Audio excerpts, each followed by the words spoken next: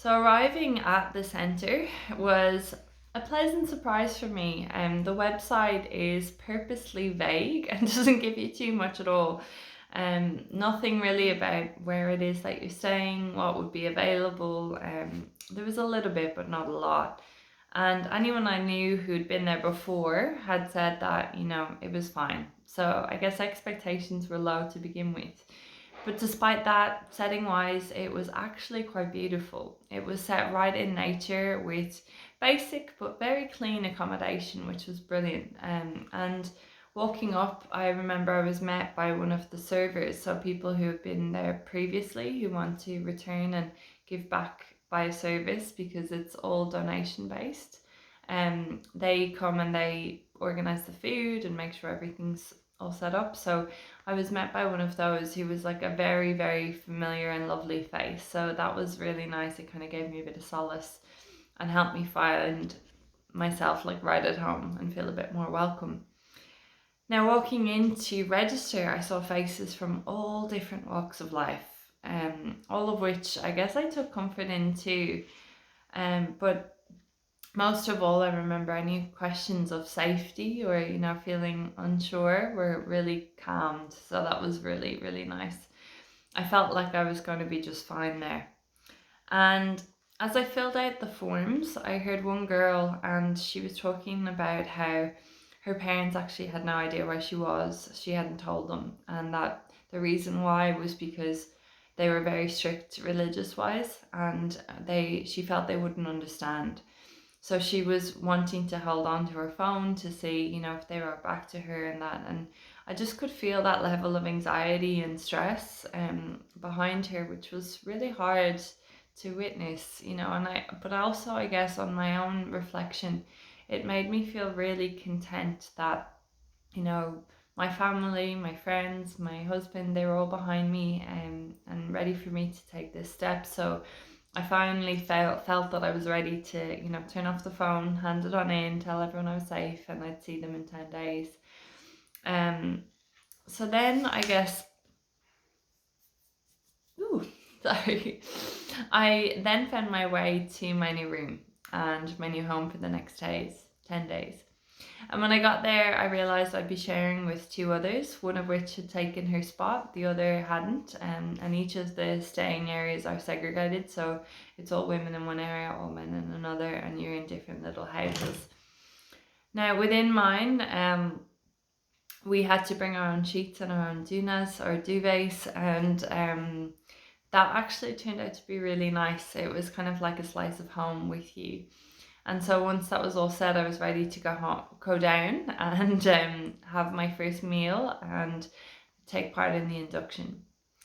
Now, after this light meal, the precepts or the main rules are shared again. And when you sign up, you already agreed to them, but it's kind of like are you sure? And each of these are that there will be no stealing, there will be no killing, there will be no sexual misconduct, no intoxication, and also that you will commit to noble silence. So that means no speaking, no eye contact, no writing, and no books or things like that. You can obviously read signs and that are spread around, but nothing external that you would bring in with you, or you can't journal or anything like that. And we were told that we would also have what's called a female manager. So that would be someone that we could go to if we had any challenges or issues, who was dedicated for us. So that was really helpful. And we'd also have a daily opportunity to ask the teacher questions if anything arose that we needed. So from that moment, as I mentioned, men and women would be completely segregated. So they actually pulled over a wall separation. So eventually, after the induction, we're finally split apart until we would have our sittings in the hall. But apart from that, we were totally separate and couldn't even see each other. So it included accommodation, meal times, walks, free time, etc. And in case any of us might have been tempted to, be gay, have our gaze go astray a little. And once again, then the room became two. One room became two. We then went to the hall for our first sitting, and that marked the start of noble silence. So for the next 10 days, we would then stick to a very, very rigid schedule, which was 4 o'clock you'd have your morning bell, so 4 a.m. 4:30 to 6:30 was meditation, either in your room or in the meditation hall. 6:30 to 8 would be breakfast and a little bit of free time. 8 to 9 you would go back for a meditation in the hall, so that was a group meditation. 9 till 11 was meditation either in the hall or in your room.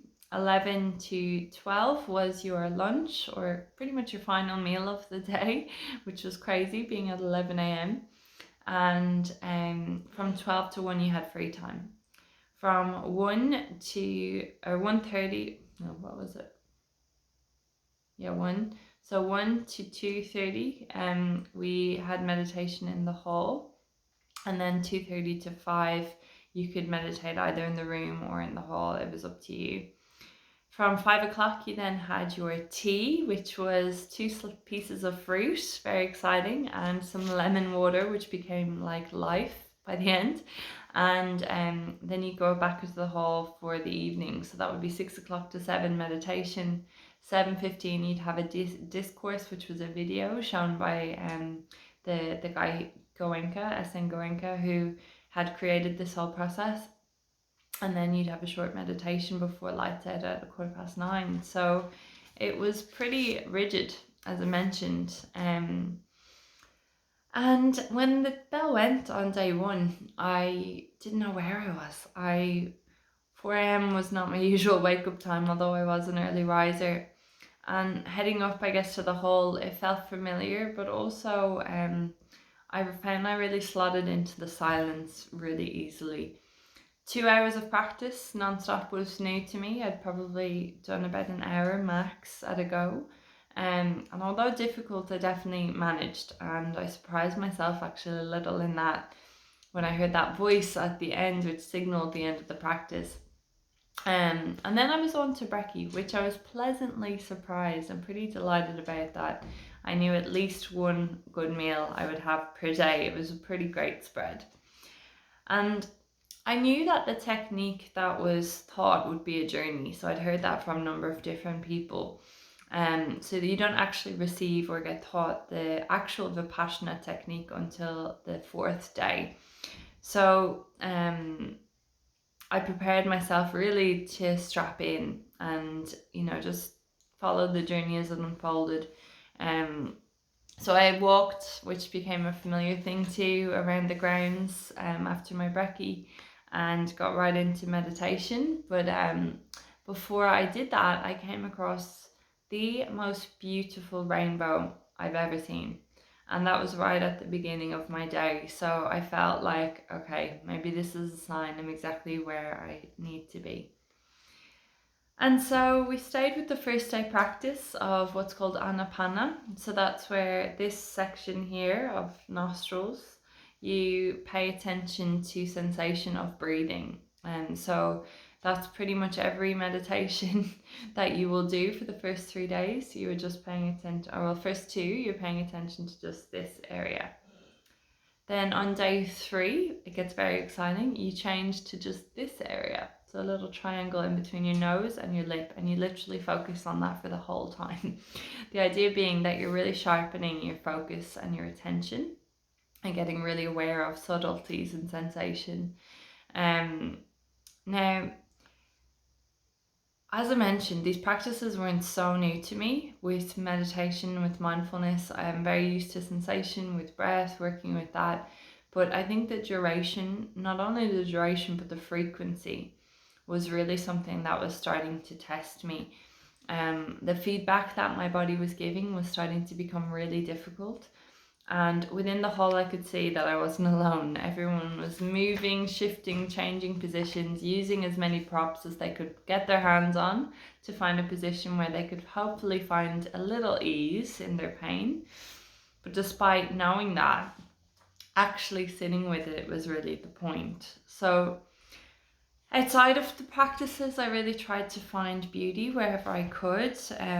We were immersed in beautiful nature, and we had the most incredible sunrises, sunsets, stars, and food available. The meals were satisfying, for sure. I was really pleasantly surprised. And despite that initial shock of just 2 pieces of fruit and lemon water for dinner, I started looking forward to my hot lemon and honey in the evenings. Routine was definitely a saving grace. So that there was really only 1 hour of free time a day. So every other hour you were occupied doing something. And that kind of felt helpful, or like a safety blanket. And then day 4 came with the Vipassana technique, which shocked me a little, as it had felt like this massive build up. It was really just, I guess, a body scan repeated just over and over and over. So it wasn't anything too wild or wonderful. But what added to the challenge, which I had kind of forgot about, was what's called the seedings of strong determination. So that meant for 4 of the practices, so 4 hours of your day, when there was pain or challenge or difficulty, the idea would be that you wouldn't move your legs, your hands, or your eyes, or open your eyes. So it's not like someone was going around beating you with a stick, you know, it was more so your own strong determination to see that you could really just sit with it. And halfway through the day on day 4, I found myself on a patch of grass, and I was wearing my husband's hoodie, which, you know, I'd worn to stay with me on days I was challenged, and that was definitely a day I felt really challenged. And so I was twirling my ring like crazy, and saying I love you and I miss you, and I was just lying down on the grass, which was something I did every day on my free time, just to kind of really feel that nourishment of just being flat on the earth and trying to re-heal and restore my body. And out of nowhere came this heaving sobs, like uncontrollable, like shaking sobs. And I hadn't cried like that in a long time, and it felt like it came out of nowhere. But a big help was those things in terms of having the hoodie, having the ring, but also, which will sound crazy now I say it out loud, there was a little kookaburra that used to fly beside me every day in my spare time and also in the morning, and I called him Brian, which is my husband's name. And I used to find a quiet spot, and on my break I would talk to him like I would talk to Brian, and I would tell him a little bit about my day. I think I was trying to also make sure I hadn't fully lost my voice, but I'd just say to him then, okay, off you go, send that message to Brian. But in something, it gave me a bit of a release and a reprieve and a bit of solace to think, you know, I was having some form of contact with him, even though I knew it wasn't getting anywhere near him. But it did feel like a weight had been lifted. And that wasn't the only incident of crying. I came across a lot of it. My roomie on the second day, my roommate who I hadn't spoken to but obviously spent a lot of time with, she cried from morning till night. And the same day, my next door neighbour was wailing when I got home. And I felt so helpless. You know, we weren't allowed to talk to them, so I felt they couldn't feel seen or heard, but I knew it was against silence if I'd say anything. So I spoke to the female manager and just said, like, this is happening. But interestingly, after that, I spent about 2 days in my head worrying that she thought I was actually complaining. The silence really messes with your head. And then this worrying about others became a real theme of mine. Because each day as I passed by people, you know, we couldn't make eye contact, but I found that I would walk by and have my gaze diverted, but I'd smile like crazy, just in the case that they might look up and they might need to see a smile. The same at meal times. I was thinking, you know, do they think I'm eating too fast or too slow, or I'm eating too little or enough? It's amazing the things that you become aware of when you're quiet enough to pay attention.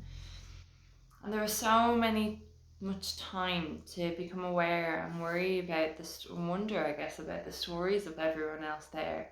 You know, making up little in-jokes about surroundings or past experiences, counting absolutely everything possible in my head, whether steps or chews or singing in my head to keep myself entertained. And all the while, practice just became more and more and more challenging. So a little bit about that now.